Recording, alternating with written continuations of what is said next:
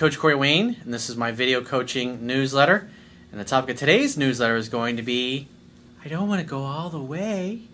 What we're going to discuss, I got a really good email, a good success story from a guy who's been stumbling and fumbling around a little bit, but he writes in a great success story of how he successfully seduced a woman on the second date and how he used the 2 steps forward, 1 step back rule to successfully seduce her, even though she said, I don't want to go all the way. So I got a quote that I wrote on this particular topic, and then we're going to go through his email. And the quote says, when it comes to sex and seduction, sex must ultimately be the man's fault. Women don't want responsibility for the fact that it just kind of happened. Society labels men who sleep around as studs, but women who sleep around as sluts. Therefore, all women are concerned about being perceived as easy or slutty.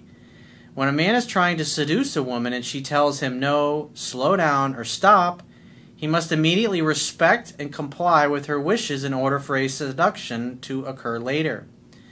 Most guys tend to move too fast when trying to seduce a woman, causing her to feel unsafe and uncomfortable. Therefore, when a man encounters resistance, he should back off for about 8 to 10 minutes, start asking questions, and continue the conversation before he slowly resumes kissing and touching. This is called the 2 steps forward and 1 step back strategy. When done properly, each time a man takes 2 steps forward and then 1 step back when he encounters resistance and then slowly resumes his seduction, he will get closer and closer to her until he ultimately ends up inside of her. Therefore, it is often true that when a woman says no, she really means yes. But in order for this to be true, a man must always respect her wishes and comply with her asking him to back off. If he doesn't back off when asked and tries to force things, then he becomes a rapist. That's something to think about, gentlemen. Proceed with caution. At any point in time, a woman has to know that she can tell you no, slow down, stop, I'm not comfortable, and you'll respect her, and back off. If you don't, you're going to completely blow your chances of seducing her. And that's the problem a lot of guys do, is they don't take no for an answer, and then they end up trying to force themselves, and then you see them on television, your favorite athlete or politician or whatever, being accused of some really naughty things because they didn't understand 2 steps forward, 1 step back. They were really focused on what they wanted. If you're a true seducer, a true lover of women, is going to be focused on giving her a great experience. Sensory acuity, being attenuated or tuned to her body and what she's saying, what she's feeling, what she's open to, what she's not open to, and taking your time. Why? Because you fucking care. Because she's special to you. Because she means the world to you in that moment, and you want her to have a great experience. You want her to walk away from a sexual encounter with you saying, that was magical. I love your fucking cock being deep inside me. I love having sex with you. I love making love to you. You're so good at what you do. It's a great ego boost for a guy. So let's get into his email and see what he did. He says, hey coach, I just wanted to say you're the man and what you teach is invaluable. I've been following your work for a while and been practicing as much as I can. I've been going on lots of dates and having increasing success in the bedroom, albeit fairly clumsily at times, but progress though, that's what's important. I've been grabbing breakfast at the beginning of my shift at a restaurant fairly consistently, and I noticed one of the managers was very attractive, a solid 8, but did not really pursue her since I was in a relationship at the time. As soon as that relationship tanked, i.e. I got dumped, I made it my mission to begin to converse with her and eventually got her number. Well, I still would have been friendly and flirty with her, especially if you thought she was attractive, because you're supposed to be that way with everybody you encounter. Now, granted, there's going to be days where you just you don't feel like today. Earlier when I was working out, I was busy. I had a lot of shit to do, and there were plenty of people around me that I could have engaged in conversation. But you know what? I didn't engage anybody in conversation because I wanted to get my workout done and I wanted to get the fuck out of there because I had shit to do. So But the idea is if you got the time, strike up a conversation with whoever's there because it improves your social skills. Plus it gets you in that vibe of being friendly and open and talking to people and starting conversations because you never know when you're going to run into and meet the next great love of your life. He says, I texted her later that night some brief comments and went straight for setting up a date. She didn't respond until late the next day, stating she couldn't because she completely forgot she mandatorily had to go to 2 store Christmas parties on her day off. Sure. He says, I was not off to a good start. I told her that sucked and to let me know in the future when she was available. That's the important thing. You're willing to give her the gift of your time. And she's like, oh, I'm really busy and jammed up. Ah, gosh darn it, shucks. Does that sound like somebody's like, oh, God, I would love to go out with you. I'd love to go to dinner with you. No, it doesn't. And since you value your time and you love and you respect yourself, your attitude's going to be, nah, I only want to spend time with her if she really wants to be with me because my time's fucking valuable. I don't want to go out with a chick just because it's better than sitting at home looking at the 4 walls. I don't think so. I'm not interested in being your entertainment for the evening. I want to go out with you only if you really want to be with me. Only if you really find me fascinating and interesting and want to know about me as well. You got to have standards for yourself as well. So he did exactly what I teach in the book, which is, hey, get in touch with me when your schedule frees up. Instead of, okay, well, I'll call her next week. I'll send her an email a couple days later or a text a few days later or a Snapchat or a WhatsApp or Facebook message, whatever it happens to be. He's not doing that. He's just saying, hey, well, when you figure out your schedule, get in touch with me. Why would he say that? Because a guy that's comfortable in his skin and is used to people calling him back, hey, he has no doubt if she likes him, she'll get in touch. Because that's the reality. But the average guy thinks I got to force it. The illusion of action, as I talk about in my book. He says she texted back saying she would, and she did not mean to come off flaky, to which I told her not to worry. Notice how she knows that this is obviously a guy is going to construe this as kind of flaky behavior. And it may be the kind of thing because she's attractive and she's used to getting hit on a lot. This is the way she goes about weeding out the guys that are needy, insecure, control freak jackasses. The guys that turn into stalkers and just continue to show up at her work. That's how she just gets rid of them right off the bat. Oh, I'm really kind of busy. Oh, okay, yeah, I'll get in touch with you. If she really likes you, she will get in touch because she'll perceive you as being a very valuable quantity and she's not going to let you just walk out of her life. He says she texted me a few days later asking to meet her at a bar with her friend, but it was midnight and I had to work, so I was unable to. I wouldn't have gone anyways because it's a group date. The friend is the cock blocker, the clam slammer. She's going to get in the way of you seducing her. And besides, you want to get to know her without having somebody else there as a chaperone. But that's part of the way she goes about it. She obviously likes you, and she's thinking, oh, I'll have him meet me out, and then my friend can meet her, and after he leaves, then my friend can give her opinion on whether I should date her or not.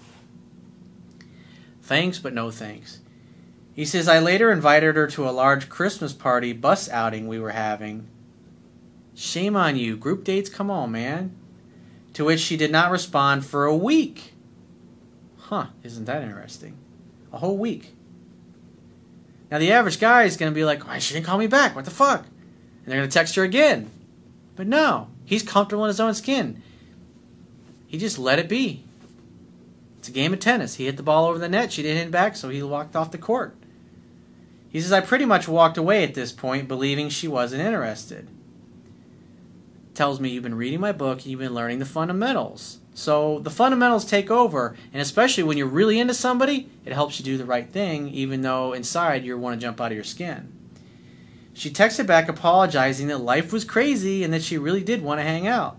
She tried to make a group date for New Year's Eve, but I told her I wanted to hang out with just us before including friends, which she agreed to. All right, now you turn things around. You're not going for the group date. Again, she wants to have other people around because because she doesn't know you. You're a total stranger who happens to come into her restaurant. She doesn't know if you're a freak or a Fruit Loop or a creep or a weird guy. We finally went out for drinks at a country bar, and I was teaching her how to dance. The date went great, and the conversation was easy. He says, I fucked up, however, when it came to ending the date at her car by hugging her rather than going for the kiss. He says, I know, pussy move. Yep. Take your right hand, reach out, and choke yourself. I texted 4 days later to make another date, and she said she had to visit her mom and would have to see. I'll have to see? In other words, nah. He says, I said, okay, let me know. She texted me 3 days later telling me she came down with something and couldn't make it, promising that she wasn't blowing me off. I saw it as exactly that, but said, no worries, feel better. A week passed with no contact and she reached out. I like how you're hitting the ball over net and you're waiting. You're not making any effort to reach out again and again, which is where most guys fuck up. They think it's been a few days, let me text her again. Gotta be aggressive. You can't let some other dude swoop in there and take her away. Which most guys are going to be blowing up her phone. Well, how about tomorrow? Are you better yet? Are you ready to go out yet? No. You're acting like James Bond, who has lots of choices and who's comfortable in his own skin and only wants to spend his time with somebody who really wants to be with him. At which time, he says, a week passed with no contact and she reached out, at which time I set up a date. We went out, and again, the conversation was excellent. I wasn't going to fuck this up again and invited her back to my place for a movie. We cuddled up on the couch, and towards the end, I made my move, which she was very receptive to. Now, you might look at this whole thing. This is probably like a whole month from the time you first met, went out on a first date, and then probably 3 or 4 weeks went by before you went on the second date. And the average guy's thinking, I have to go out on 4 or 5 dates in that period of time. Doesn't matter. When you're infinitely patient like this and you follow things textbook, what's happening? Even though he's not spending time with her, he's properly handling himself, so he's communicating and interacting like a guy who has lots of choices and lots of options with women. So he's not going to blow up her phone. He doesn't care because he's probably too busy getting his dick blown by somebody else. That's the reality of it. And so even though they're not together and they have been seeing each other, it's having a positive effect on her attraction level. Second date, and she's already coming back to his place alone when he was a total fucking stranger. It's amazing how powerful this effect has on women. It's giving her, remember, you got to love in such a way that the person you love feels free. So there's not any point in this process that she feels like he's not done anything that's going to cause her to feel like she's going to lose her freedom. He says, I took my time, and when I went for her pants, at first she stopped me. Encountered a little resistance. What do? Stop, back up, talk for 8 to 10 more minutes. And then you slowly start kissing, and the hands start to move around. Even sometimes she'll put some of her clothes back on if you had her top off. But that's okay. Maybe the second or third time, that's when she leaves it off and then lets you take the pants off. It's all because internally she's thinking, I really want to, but I shouldn't because what are people going to think? But if she says, I'm not going to go all the way, and then she goes all the way, it's your fault because you didn't stop trying to seduce her. So it just kind of happened. See, she can absolve herself from any responsibility for the sexual act at this point. Because she said, hey, I don't want to go all the way. But since you went all the way, well, obviously it was all on you. Because she told you, I'm not into that. He says, I returned to doing what I was doing without skipping a beat. I later went back to her pants and got no resistance this time. Because now she feels safe and comfortable. Because she's comfortable with the fact that you'll slow down, stop at any moment when she says, this is moving a little too fast. She feels safe and comfortable with you. She likes you. She was always into you. But she tested the shit out of you and you passed it. You did fucking great. Good fucking job, dude. I'm totally proud of you. Even though you didn't kiss her on the first date, hey, look where it is in the second date. He says, I was rounding the bases and home plate was looking pretty good. I got up to lead her to the bedroom and she said, I'm not going all the way with you tonight. She's walking into the bedroom with him. I'm not going to go all the way with you.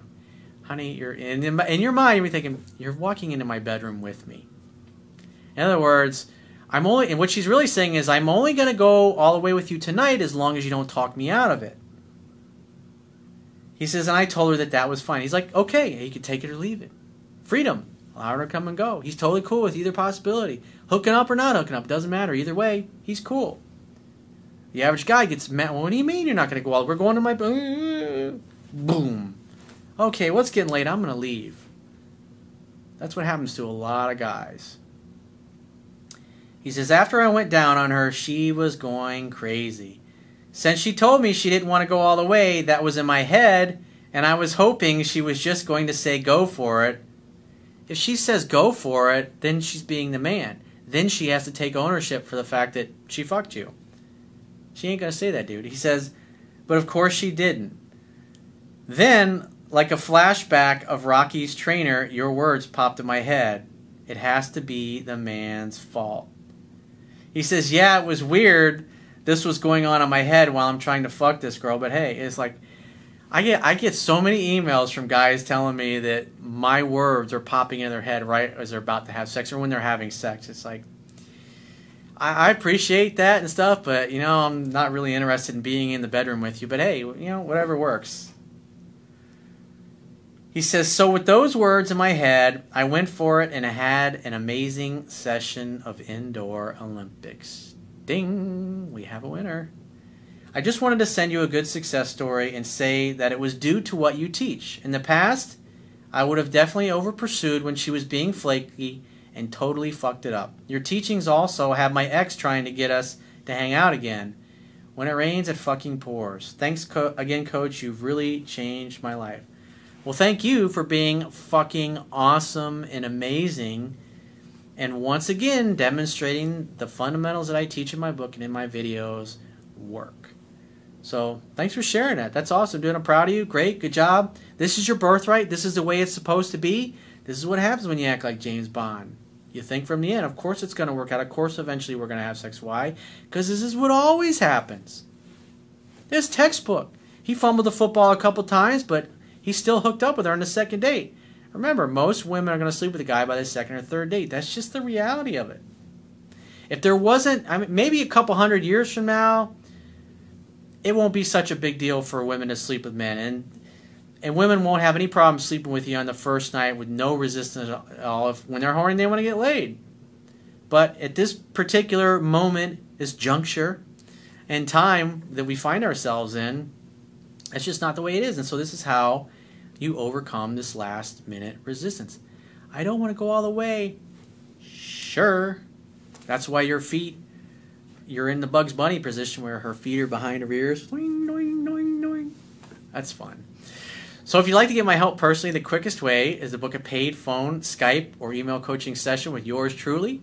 You can choose any of those options by going to my website, clicking the products tab at the top of your screen, and just follow the instructions for booking whichever option works best for you. And I will talk to you soon.